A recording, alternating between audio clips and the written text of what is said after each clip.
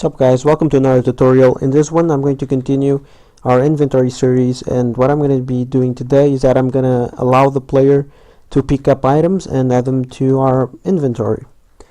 So for starters, I'm just going to create two more items for us to pick up. But first I'm just going to go into the modes, go into geometry and drag a little box into the level. And I'm just going to, have some elevated place where I can place stuff. And I'm just going to press End to snap them to the ground.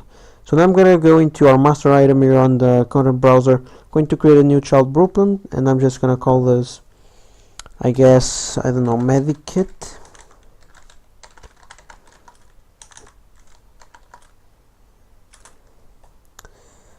I'm going to drag that into the items, and I'm going to double click that open.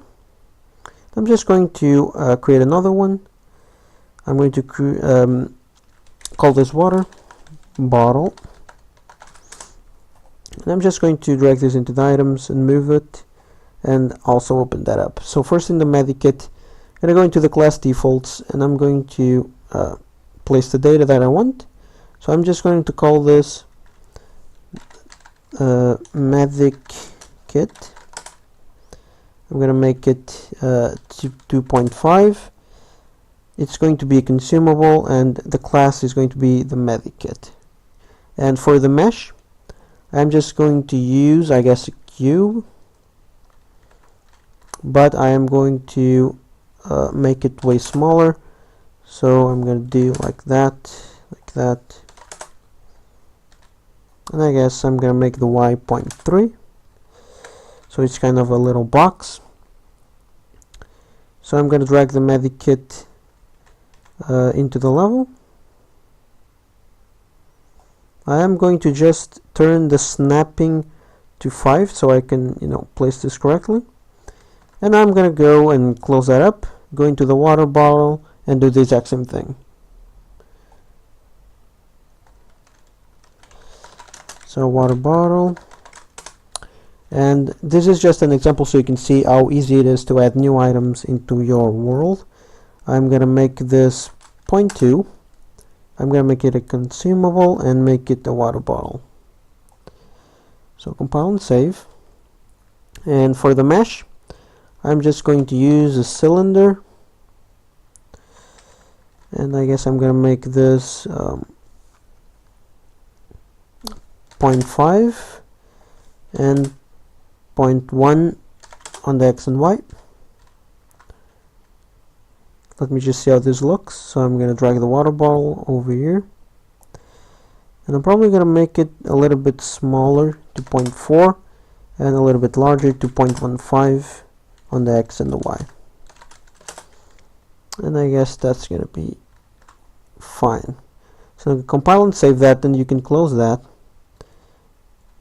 And I'm going to sorry about that. I'm going to just rotate a little bit, and let me just see what's going on. Okay, so now that we've created our items, we are now gonna need a way for our player to basically come in. Oh, sorry about that. So he needs to come in, and we need to make a key. I'm gonna make that F, and we're just going to press F while aiming at an object to pick it up. And that's pretty easy to do. So let's go into the first person, and let's find an empty space. Let's right click and go for F keyboard to get this input key. So when we press F, we're going to want to check if we are aiming at something. We're going to use a line trace by channel to do that. So this is going to fire a line, and this is going to give us the information of what it is. So we're going to want to start this on our camera. So we're going to get the world location of our camera.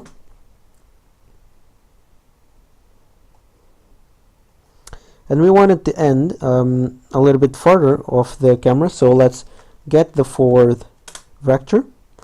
Let's multiply it by the distance of basically our reach. How far can we pick up objects? I'm going to make this a meter by default. And then we're just gonna plug both of these vectors together to get our final the end of our line trace. And we're probably going to need to change the trace channel, but we can just test that in a minute. And I'm going to put trace the draw debug type for duration, so we can see the line trace to see if it's going in the correct place. And I guess we can just test that out. So I'm going to press F, and as you can see, it's for a line trace, but it's not colliding with the actors. That is because if we go into our master item, and we check our item mesh, and we can see on our collision that we have block all. Well, that's interesting.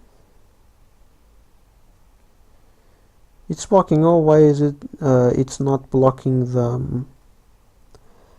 the line trace? Because as you can see, we have the trace responses that end all the line traces. We have both to block the visibility and the camera, and for some reason the line trace is going straight through.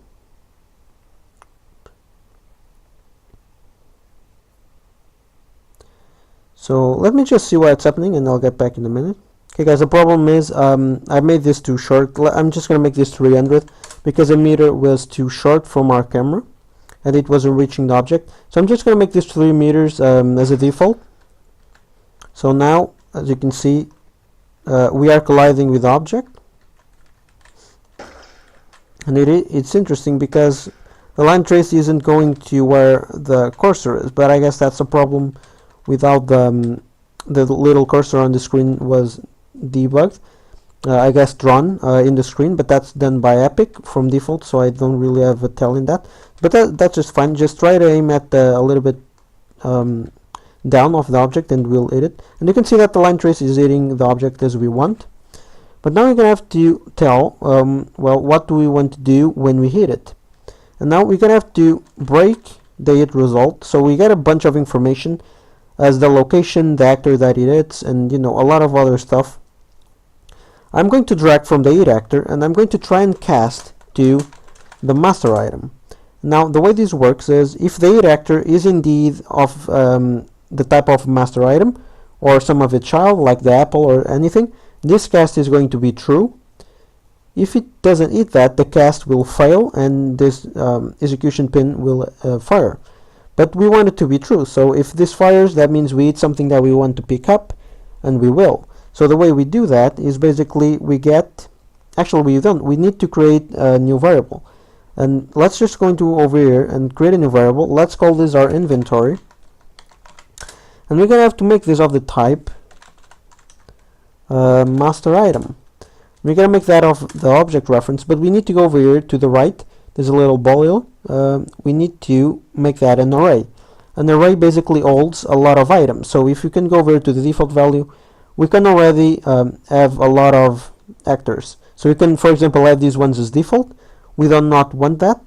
We want this to start clean. Or if you want your game to start, for example, with a knife and, for example, a bottle of water, you can go over here and add those by default. But I'm not going to do that. So I'm going to delete this.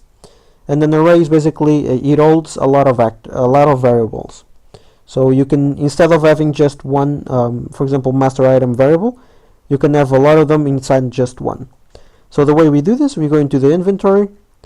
We are going to call something that is called add, and we're just going to add the master item that we picked up.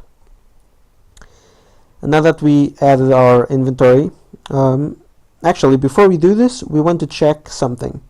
And remember that inside our master item, I have something over here that is over here in the details, that is the weight. So I'm going to create a weight system, and the way we do that is we need to create 2 variables over here in the first person character. We're going to call this the current weight, and we're going to make that of the type float, and go over here and check back to single variable. The current weight will be default 0, and then I'm just going to Control W to duplicate, and I'm going to call this the max weight. This is basically the max weight we can carry, and I'm just going to set this to 30 for 30 kilograms. So it's kind of I don't know, a really full backpack. And before we add the item to the inventory, we're going to need to check if we have enough space. So what I'm going to do, I'm going to get the master item, I'm going to get the details, And then I'm going to drag from the details, and I'm going to break the information so I get the weight. And we're going to make a calculation. I'm going to want to know if our current weight, so the current weight that we have in our inventory, plus the weight of the item that we want to add, is smaller than the max weight. I guess like smaller or equal. So just get the max weight and plug it here. If this is true, that means that we have enough space in our backpack to place the new item in there. If it's false, we do not have enough space and we cannot pick up that item. So if this is true, I'm going to add,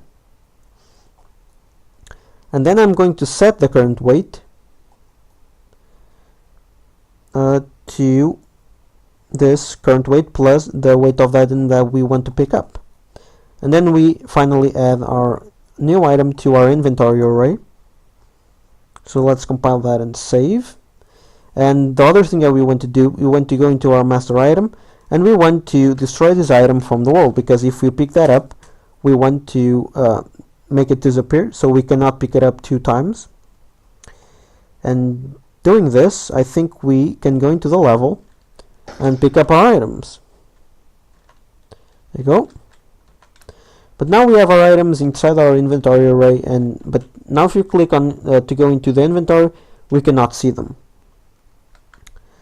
And I guess it's probably better for me to just go ahead and do that.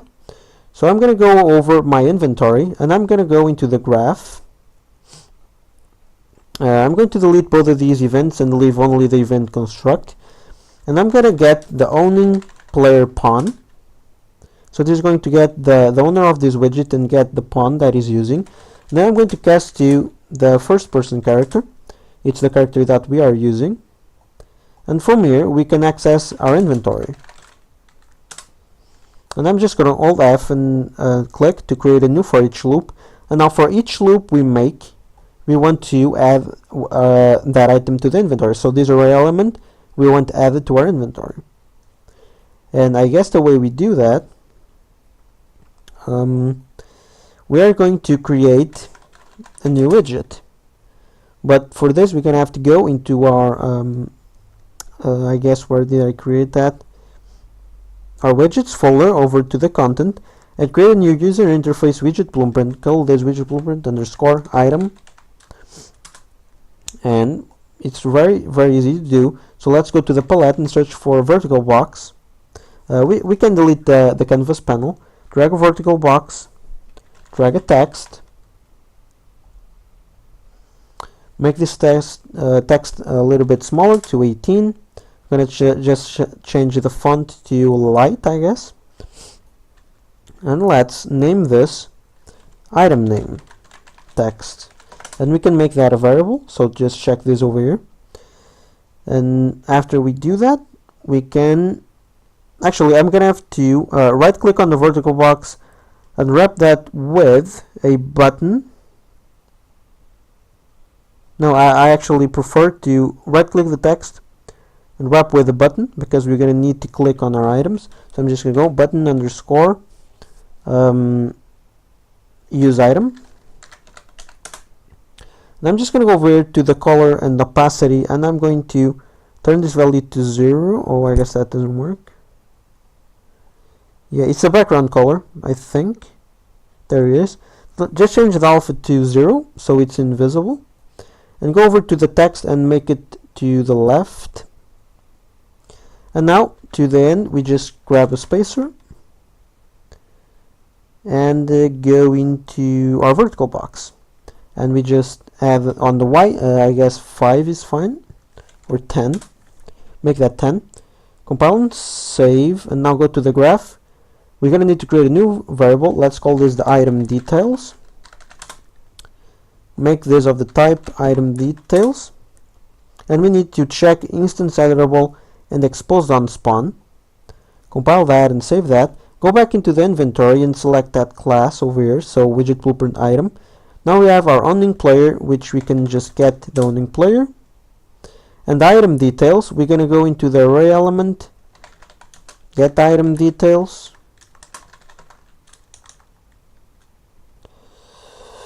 Oh, I just realized I did something wrong over here.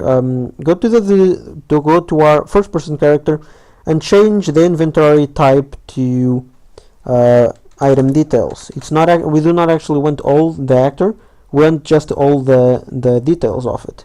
So just click on change variable type. You can close that window. Now if you compile, we're gonna get an error, which I want. Let's delete that. Let's get our inventory back. Just Alt and left click over here and reconnect the inventory to the add. Go into our master item, actually drag the details and connect that to the add, and that should be fine. Compile and save. Go into our inventory, delete this variable and just get the inventory variable again. And now just drag the array element into the item details. This way everything will go fine. And now we're just going to get the items container, add a child, and just add the widget that we just created. And this way, let's compile and save. And if everything went alright, I'm gonna be able to click I and nothing will appear. But now if I go over here and pick up the apple, you can see, oh, I forgot something. Let's go into the item. I forgot that we actually need to set the item widget. So let's just get the item name text and set the text. And we want to set that text to drag the item details. Let's just break and get the item name and just drag that in. And I noticed that the text was a little bit floating too much. Let's go into our button and actually add a 0.5 and go to the X linear to 060606 FF and make sure that the alpha is 0.5. Press OK. Now if we play, we're going to have a nice color. So if I pick up the apple, click right, you can see that I have the apple. Don't worry about this, we can just scale this down very easily. But I guess it's fine like that. Now we can click on the item and you can just go over here and pick more. So if I pick both of these, you can see that here, the apple, the magic kit, and the water bottle, and you can click on them, but right now nothing, it won't do anything because we haven't set that up yet, as well as our filters are not working yet. So that's going to be for the next video. Let me just see if I can quickly go into our widget blueprint item and just make, I guess, my button aligned to the left, so the color will only over our items. So let me just run that again. I'm just going to pick this and you can see that now we have our medic kit over here. And obviously the widget, you can play around it with however you want. This is only, you know, visual effects, but the code is all working. We can pick up our items, we can store them and showing them on our widget. In the next video, I'm going to set up the filter to work. That's not that difficult, and then I'm gonna probably set up a way that each thing that we click is going to do something. For example, the medikit will add health to us, the apple will give us food, and the water bottle is going to give us water. So, but I'm gonna do that in the next video. Hopefully you guys understood everything. If you have any doubts or you want me to do something, you know, that you want to know about this tutorial series, like inside the inventory type of stuff, let me know in the comments. Thank you guys so much for watching, and I'll see you all in the next one. Bye bye.